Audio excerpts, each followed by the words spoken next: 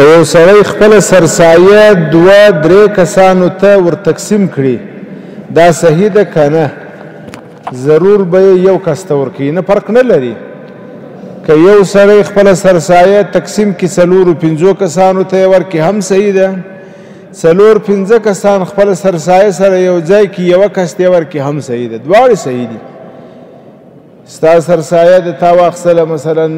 لکه اوس چې ما وویل د کشمیشو په حساب باندې 600 افغانۍ کېږي تا واخیستلې 100 دې ته ورکړې 100 هغه ته 100 هغه ته هم صحیح ده او یا څلورو پنځو شپږو اتو کسانو خپله سرسایه جمع کړله او یوه کس ته یې ورکړله هم صحیح ده مشکل نه لري دواړه صحیح دي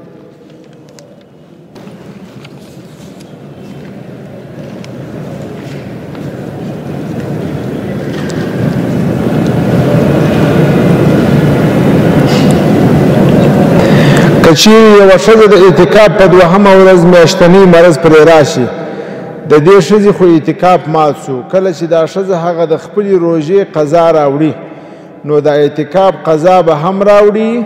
بهتره دا ده چې راوړي د ټوله اعتکاف قضا خو نه ده پر لازم د یوې ورځې قضا دې راوړي د یوې ورځې قضا کفایت کوي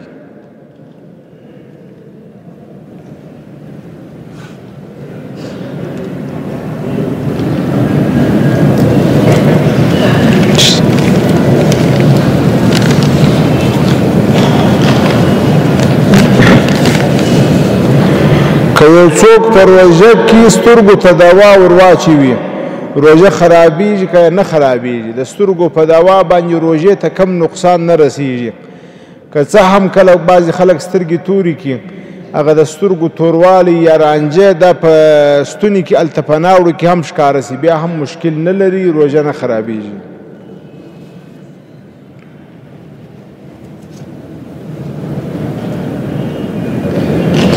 درې پوښتنې لرم د ښځې اواز سطر کې راځي او که یا د ښځې اواز په سطر کې راځي او که نه په قرآن شریف کې الله جل شانه و بیبیانو ته حکم کوي د نبی علیه السلام بیبیانې چې زموږ او ستاسې مندې دي صحابه کرام به راتلل د بیبیانو څخه به د مسائلو غوښتنه کول د نبی علیه السلام د کور په باره کې د نبی علیه السلام د کورنۍ زندګي په باره کې بیا د بیبیانو څخه پوښتنې کولې نو صحابه کرام چې راتلل بیبیانو به در پردې اخوا ته جواب ورکوي نو یو خو الله پاک د پردې حکم دا وکړي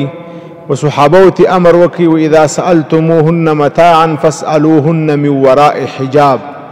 و صحابو ته وویل نارینهو ته کله چې تاسو د بیبیانو څخه یو شی غواړئ باید در پردې اخوا ته یې وغواړئ ستاسې او د دوی په مابینځ کې باید پرده وي پرده ضروري سوله او بیبیانو ته بیا حکم وکړي چې کله تاسې د دوی سره خبرې کوئ ولا تخضعن بالقول تاسې په نرم آواز باندې خبرې مه کوئ په نرم آواز فیطمع الذي فی قلبه مرض که چیرې ښځه د ضرورت په وخت کې په نرم آواز خبرې کوي نو مقابل لوري ته چې څوک ولاړ دي که چیرې هغه داسې یو څوک وي چې په زړه کې مرضي وي د شهوت نو د هغه امید پیدا کیږي نو د دې پر بنیاد باندې زموږ علما کرام فرمایي چې بې ضرورته به ښځه د نارینه سره خبرې نه کوي که د ضرورت په وخت کې خبره کول نو هغه به په نرمه لهجه باندې نه کوي په داسې لهجه باندې به خبره کوي چې د هغه څوک چې په مقابل کې دی د هغه و دې ښځې ته طمع او امید پیدا نه سي د ښځې لاسونه او پښې دا عورت دي او که نه د لمانځه په حالت کې نه دي عورت یعنی که په لمانځه کې ښکاره سي د لمانځه په حالت کې نه دي عورت او د لمانځه څخه سیوا د باندې چې راوځي په هغه وخت کې چونکې دا ضرورت دی د دې پټول نه دي ضروري نو نه دي عورت د اعتکاف قضایي سته او که نه که وي نو څو ورځې باید سړی قضا راوړي د اعتکافي واجب یعنی نظري اعتکاف قضا سته او د اعتکاف مسنون د هغه چې په کومه ورځ دی فاسد کي د هغه یوې ورځې قضا یې سته د ټوله بیا قضا نسته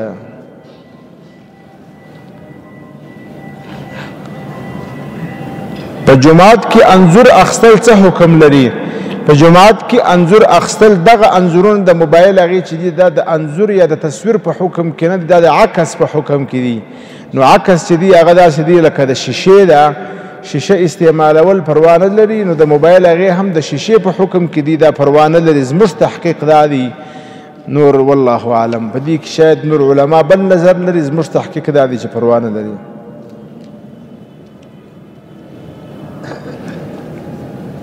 د دکاندار روپۍ را باندې دي، اوس هغه دکاندار په دکانو کې را څخه ورک دي. نو اول تحقیق وکړه، کوشش وکړه، تلاش وکړه، که دې پیدا کړي خو صحیح ده، که دې نه کړي پیدا نو بیا هغه قدر پیسې په هغه دکاندار پسې صدقه کړه، په هغه دکاندار پسې صدقه کړه، د هغه یې لاره ده. که دې ډېر تحقیق کو، تتبع او تلاش وروسته هم نه کړي پیدا، بیا یې پسې صدقه کړه، د هغه یې لاره ده.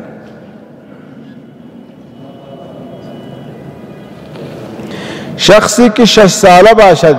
و توان روزه گرفتن را نداشته باشد آیا فدیه بدهد؟ درست است، بالکل صحیح است. اگر نداره و آینده هم اینمی امید نداره که آینده صحتمند و جور میشه و میتوانه که بگیره، آینده هم روز به روز کمزور میشه، پس برای او اینمی راه است که باید فدیه بده و مقدار فدیه اینمی مقدار سرسایه است. سرسایه ورکول و خور ته روا ده چې واده وي، خاوند ته چې واده وي خاوند ته ورته چشدي بالکل روا ده. خور ته ورکولی سي او خور و خاوند ته ورکولی سي، مشکل نه لري. خور ته ورکولی سي، ورور ته ورکولی سي، په دې کم مشکل نشته. خور ته هم سرسایه ورکولی سي، ورور ته هم ورکولی سي، په دې کم مشکل نشته.